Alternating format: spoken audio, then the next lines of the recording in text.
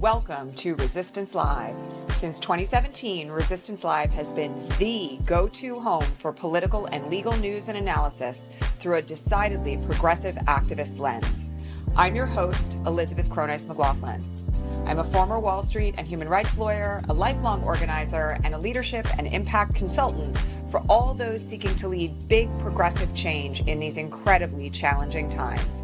To get bonus broadcasts, ask questions, and more, don't forget to become a paid subscriber to the show at patreon.com/resistancelive. And to learn more about what we do to help progressive leaders everywhere, check out GaiaLeadershipProject.com. And now, here's today's show. Hey, everybody. Welcome to Resistance Live. Happy Halloween for those of you who are engaging in it. It is a really whacked out day in the news cycle. I know it feels that way every day, but today feels particularly just bizarre. So this morning, the Miami Herald broke a story that, based on numerous anonymous inside sources inside the Trump regime, a U.S. attack on Venezuela is imminent. And the aim, according to the regime, and we all know this is like ridiculous, is to crack down on drug cartels. And they're planning to do this by bombing military bases in Venezuela. Innocent people are going to die. None of this is going to help the United States. None of it is actually going to have an adverse impact on drugs. Not that I actually think that's like a massive concern right now inside the US. I think we all know that, addiction inside the US is often propagated by Oxycontin manufacturers and other drug manufacturers. And we can have a big debate about that another time. But the point today is that there is no legitimate basis for the United States to attack Venezuela right now. And in addition to this, it is an act of war. It would be a violation of the War Powers Act for the president to act unilaterally in relation to this. And I just want to point out that literally just like an hour ago, the United Nations Human Rights Chairman put out a statement saying that the bombings of Venezuelan boats in the Pacific and in the Caribbean are human rights violations that warrant an investigation by the UN Human Rights Commission and essentially constitute crimes against humanity. So nothing that is happening in relation to this is legal. I know that comes as no surprise to anyone. But nonetheless, it appears that they're ramping up to do this. And I do also want to point out that there has been news throughout this week about the lack of adequate congressional oversight for the boat bombings in general. And it certainly would seem to be in relation to this. We know that there was a briefing held earlier this week to which Republicans were only invited. Then there was a briefing that included Democrats that basically had no information in it about the rationale behind murdering 61 people on the high seas. And so we're in a situation where essentially the regime, no shocker here, is opting to completely go around congressional oversight and power to just randomly carry out acts of war. Now, this is not the first time by far in U.S. history, not even under this president, that something like this has happened. And yet, nonetheless, I have to point out that we are in a place right now where SNAP benefits are about to expire come tomorrow. And Trump's approval ratings continue to absolutely plummet.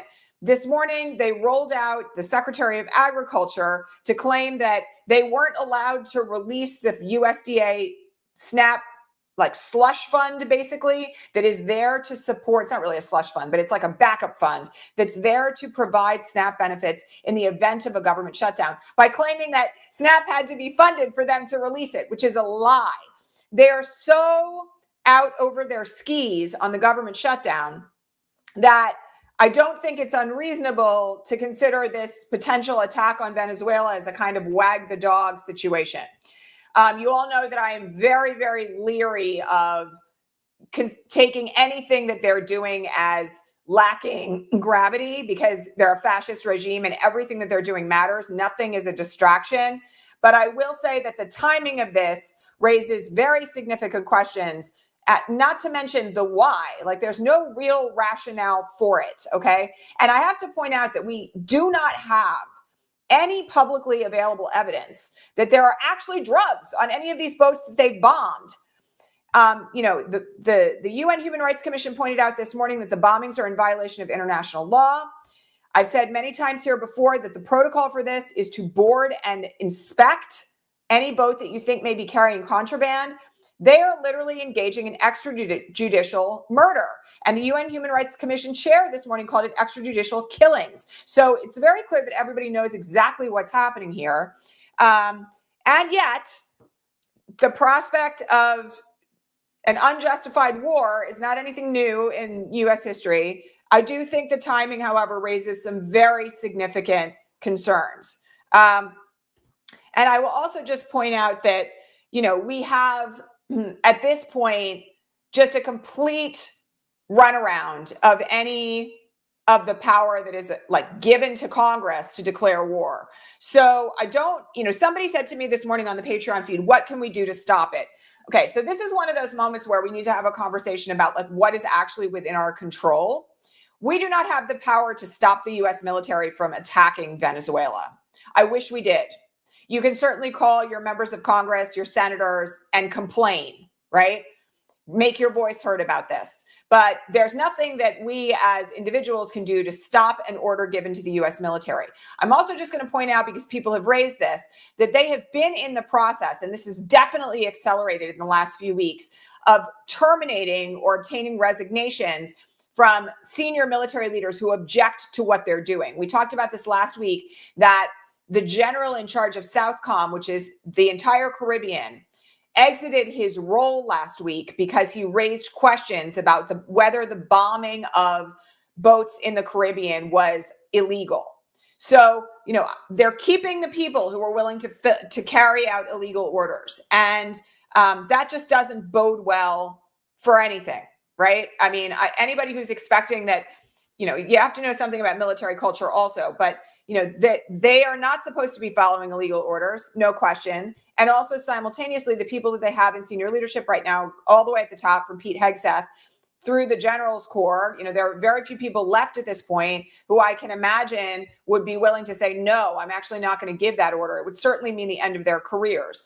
So again, I don't know that there's anything we can do to stop it, but you can make your voice heard, and you can also focus on the needs of your own community right now in the context of the end of SNAP benefits. Okay, so I do want to just mention where we are right now on the government shutdown very briefly, because Trump did something this morning that actually really surprised me, and I think surprised a lot of people, which is that on his way back from all these meetings in Asia, he called for the Republicans to adopt the nuclear option in the Senate and end the filibuster and pass the budget. So that, by the way, tells me that Trump has gotten wind of the fact that his approval ratings are in the toilet and people are really freaking out about 40 plus million Americans going hungry starting tomorrow, most of whom are children, the elderly, and the disabled.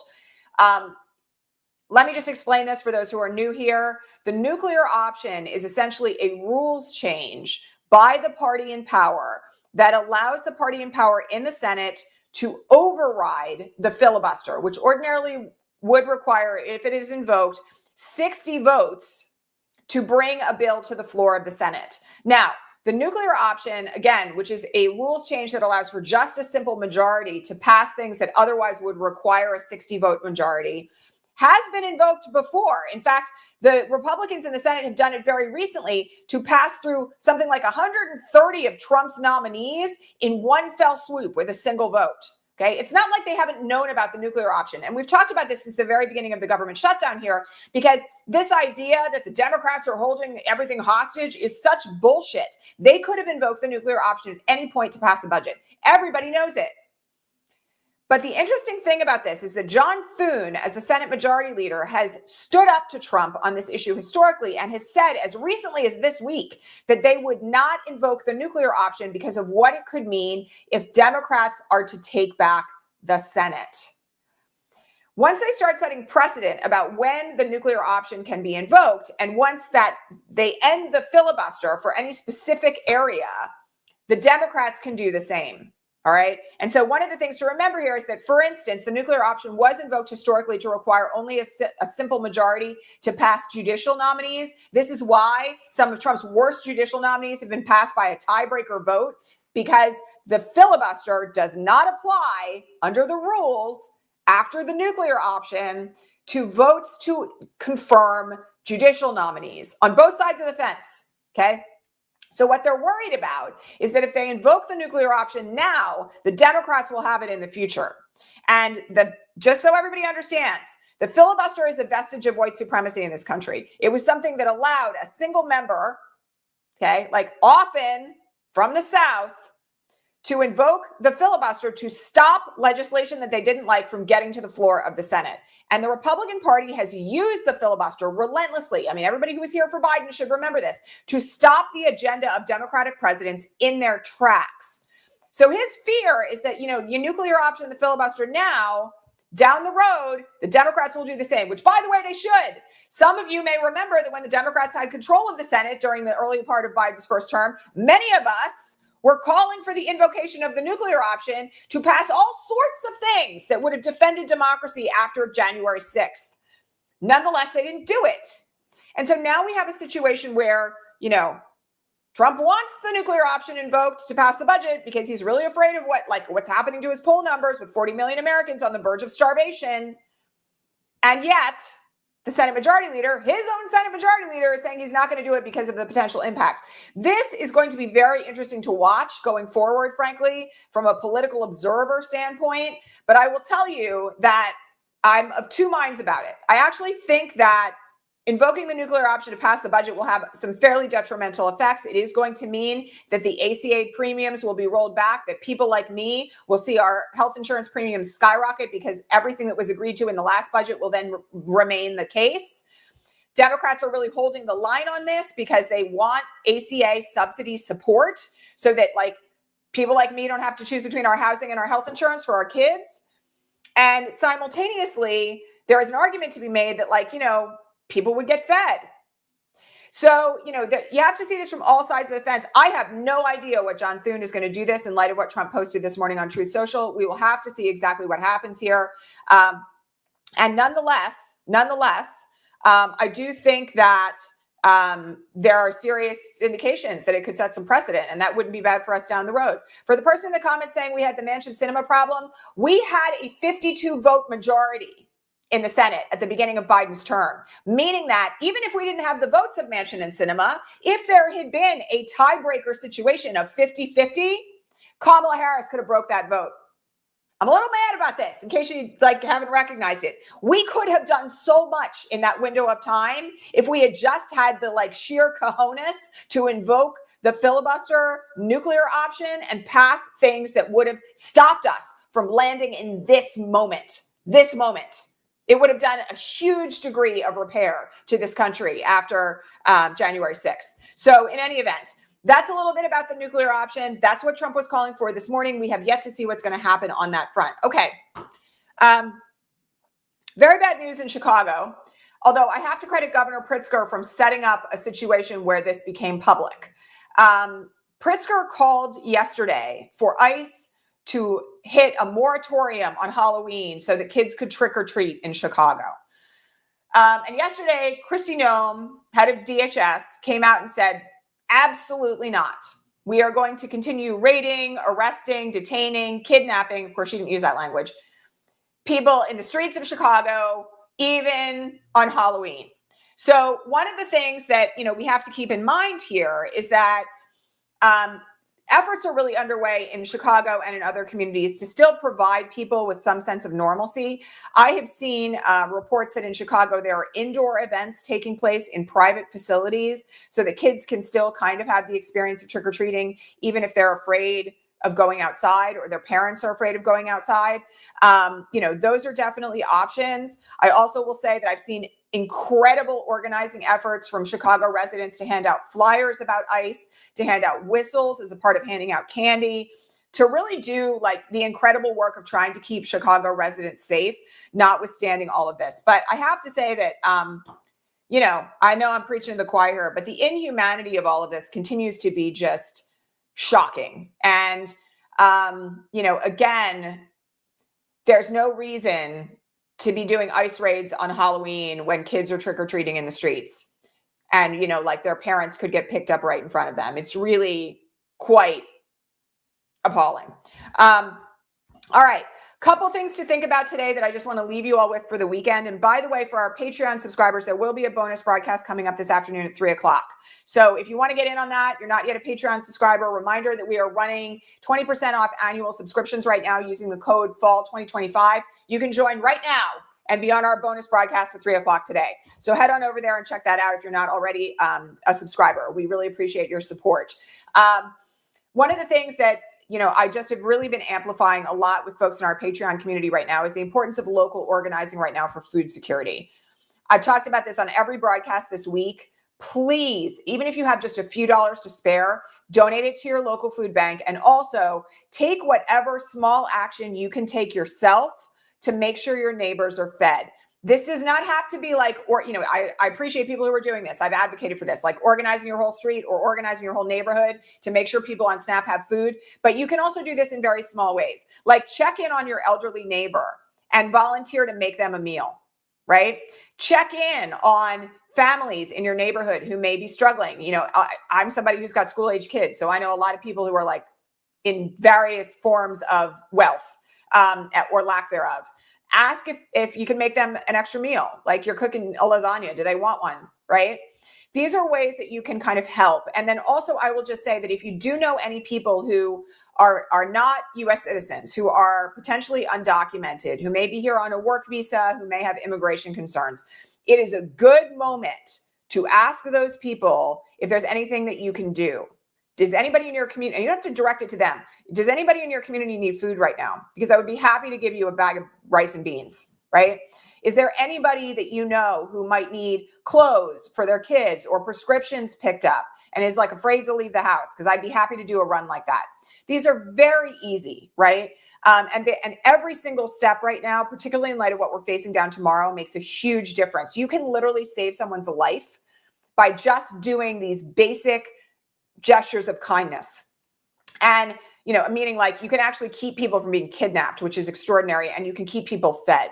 And this does not take an enormous amount of work. Like literally you can just like make a little bit of extra food and deliver some to your neighbor. You can do a run to the CVS to pick up somebody's prescriptions if they're afraid to leave the house. But this is a part of basic community building that we all need. We all know people, right, in our own communities who may be struggling.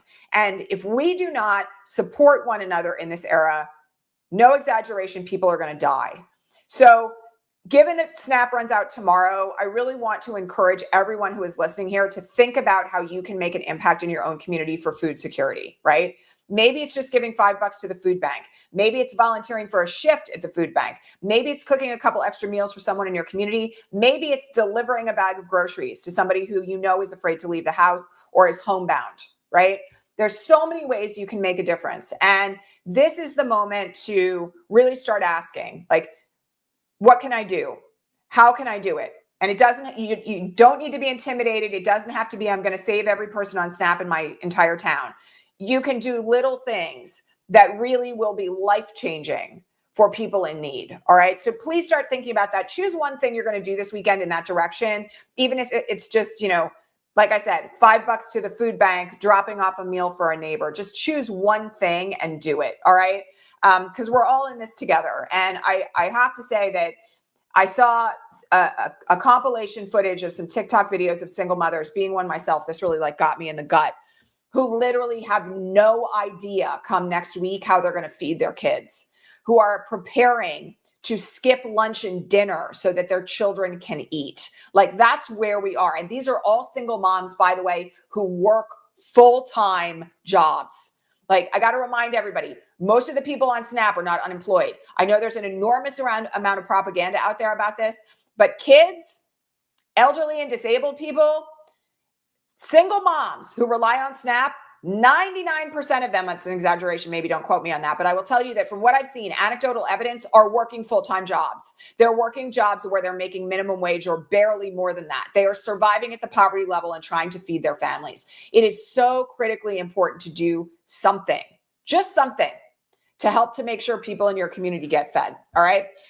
Okay, that's it for today, my friends. Lots of love to all of you. I hope everybody has a good weekend. Please volunteer to help out in whatever way that you can. I will be here for our Patreon members today at 3 p.m. Eastern. Please don't forget to subscribe, like this channel, share our videos with your friends. And one final reminder, Power Lab closes today. So if you are a new or intermediate activist and you want to learn how you can really make a difference in this era, get in on Power Lab. The link is below in the show notes. It'll also be in the comments. It closes at 8 p.m. Eastern. So I really hope you will consider joining us. We have a great group of people signed up for this course already. People are being added to our private community space, getting access to the first module like today. All right. So please get in on that. Our first class live chat meeting Q&A is Monday. So get in, get it underway, learn how you can be a great impact right now for change and for good. All right, my friends, I will catch you all back here tomorrow. Not tomorrow, later on this afternoon for our Patreon subscribers and next week for everybody else. Have a great weekend. Bye. That's our show for today, folks. Thanks so much for being here at Resistance Live. To get more out of the show, including bonus broadcasts, the answers to all your most pressing political and legal questions, and way more, head on over to patreon.com/resistancelive and become a paid subscriber. And don't forget to hit subscribe here on your favorite podcasting platform to make sure that you never miss an episode. See you next time.